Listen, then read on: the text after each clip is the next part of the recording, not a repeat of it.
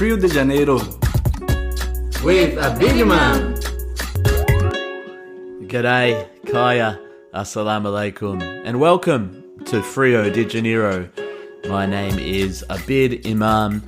This show is all about engaging conversations with inspirational personalities and public figures to help us understand people, culture, and the world. This episode will be a bit of a change of rhythm. I want to share with you something that's a bit different, and it's all because, thanks to a friend of mine named Ayo Busari, I was informed about a Walyulup truth-telling program by the City of Fremantle and Centre for Stories. This involved different members of the community, both Aboriginal and non-Aboriginal, who were able to receive some training and guidance from a renowned storyteller named Ron Bradfield Jr. This would culminate in backyard storytelling sessions in front of the general public.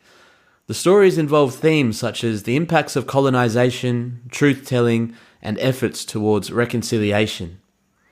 Our learning sessions were at the Walyulup Aboriginal Cultural Centre.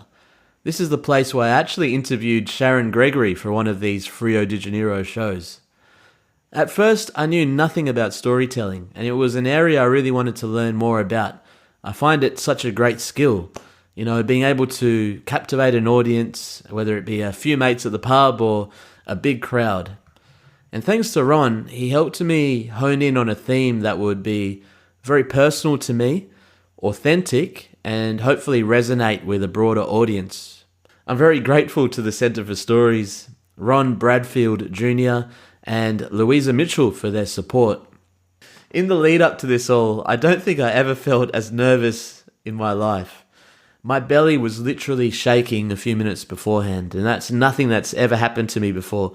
I didn't even think that belly shaking was a thing. And I guess that's what comes with public speaking. MCing and hosting events is very different to standing there and sharing your own personal story. And luckily, thanks to quite a bit of rehearsal and memorizing, once I stood up on that stage, it just came out pretty much just as I wanted it to. And getting that story out felt quite cathartic and powerful. So all in all, I'm very grateful that I can share this with you. I highly recommend taking a look at the Centre for Stories for their work. They're really inspiring. They've got a lot of great storytellers sharing different themes across many different topics. I thank them. I thank everyone that's involved in the program for making it happen. A big thanks as well to my friends and family and my parents who were the inspiration for this story. I'll leave you with Louisa Mitchell to provide a bit more intro, and then you can hear the story for itself. Thank you very much.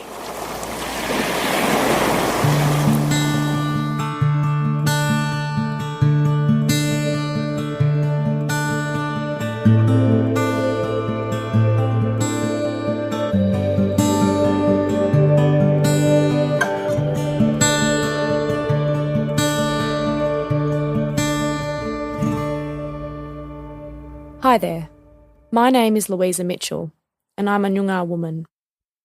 Today we present to you Backyard Truth-Telling, stories from Indigenous and non-Indigenous Australians that were shared in local residents' backyards all around Walyulup.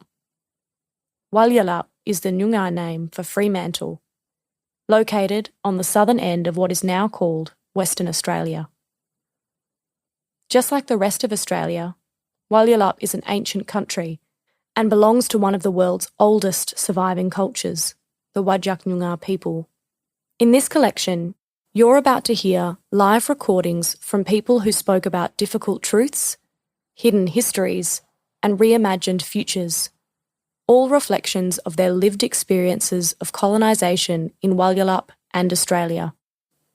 In partnership with the City of Fremantle and produced by Centre for Stories, these stories were captured on Wadjuk Noongar Budja. We pay our respects to Wadjuk elders and all Aboriginal people from the beginning, who are the knowledge keepers and custodians of this place. In this episode, you will hear Abid Imam's story. Abid is a sports manager, presenter, podcaster and DJ. Growing up, he always had a cricket bat or a soccer ball close by. This is Abid, or as he is sometimes called, Biddy. Once upon a time, I used to call myself Steve to fit in, and I'll tell you why. My dad's from Karachi, a big mega city in Pakistan, and he moved here to Walilap. His first port of call were the flats in Suffolk Street. And my mum's from Nandi in Fiji. They actually met right here in the middle, basically. And in wanting to raise a child in Australia, they wanted to give me a name that had cultural meaning, but at the same time allowed me to navigate Australia. The name they chose is 8 letters. 4 letters for the first name, 4 for the surname, no middle name, just a basic combination. Should be pretty easy, eh? The name they chose is Abid Imam. Abid means worshipper, so it's a name of Arabic origins. We have Muslim family, and Imam is leader. The reality of living with this name is that I grew up with a lot of questions, got used to hearing my name spelt or said wrongly many times, and also spelt incorrectly. So many questions about where I'm from, even though I felt dinky-die Australian being born here. So it made me think about a lot of things and where I fitted, even as a young person. And growing up in primary school, high school, it just wasn't cool to be the Fijian Pakistani kid, the Muslim kid. I never met another Abid, and I always stood out amongst my classmates. So I found that it was very difficult growing up in Australia with the name Abid Imam. And when I even caught myself sometimes as a kid, I would say my name with a apologetic intonation. I would also be on autopilot and catch myself spelling my name when I didn't really need to. So I came up with some coping strategies to help. And in Australia, we love a bit of self-deprecating humour. When I would say my name and someone would give me a blank stare, say, can you say that again? I would just say, it's what you do at an auction. You make a bid. That would cut some of the awkwardness. But I didn't like having to explain myself to strangers. I found it really difficult, especially, when you're in primary school and high school. So I gave myself an alias. And the alias is Steve. I felt like a fraud because I sure as hell don't look like a Steve. I don't feel like a Steve. But it really helped me with those situations where you're at a cafe and you give your order and, they always say, oh, what's your name again? Or they, that you just have to go through all of that rigmarole. So for me, Steve worked. It was fine. There was a moment a few years ago, actually, where I had the same situation in a cafe that I usually do, and I said, my name is Steve.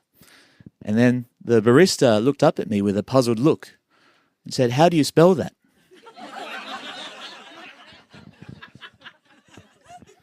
And in that moment, I had a revelation, like an epiphany. Here I am using a fake name, and I'm needing to spell it out. Maybe I should just embrace who I am. And that came at a point in my life where, with a bit of age and wisdom, I was starting to embrace who I am and my cultural journey and be more authentic. And I even feel, being raised here in Walyalup, there's a magic in this place. This is where I spend a lot of time with my Frio de Janeiro podcast and the DJ project. There's something inspirational about the magic of Walyalup that has allowed me to live into who I am and honour the story that my parents have given me with my name.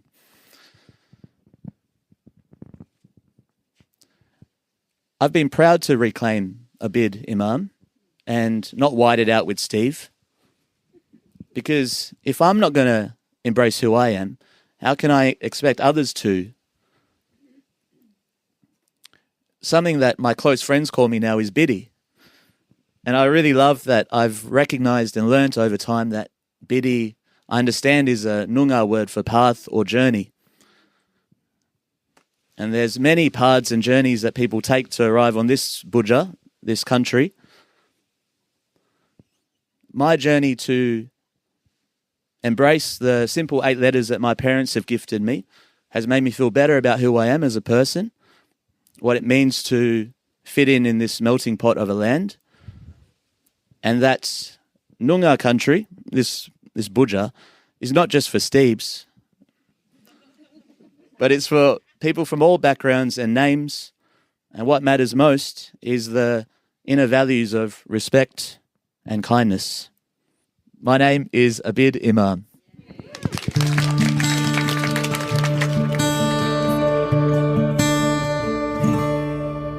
This collection of stories was made possible through funding from the City of Fremantle and produced by the Centre for Stories. To learn more about City of Fremantle's dedication to reconciliation, visit fremantle.wa.gov.au. To listen to other stories in the Backyard Truth-Telling collection, visit centreforstories.com. Centre for Stories is a registered not-for-profit organisation, fuelled by a passionate, dedicated team. If you'd like to support our mission to uplift diverse voices and champion inclusion, consider making a small donation at centreforstories.com. This podcast was produced by Louisa Mitchell, with story training from Ron Bradfield Jr. and sound engineering by Mason Velios. Thank you for supporting our storytellers. And there we have it. That was a lot of fun. Thank you so much for listening. As a community-cultivated, independent podcast, your support means the world, so we can keep these important conversations flowing, taking Walyalup to the world and the world to Walyalup. Until next time, keep smiling, keep scoring.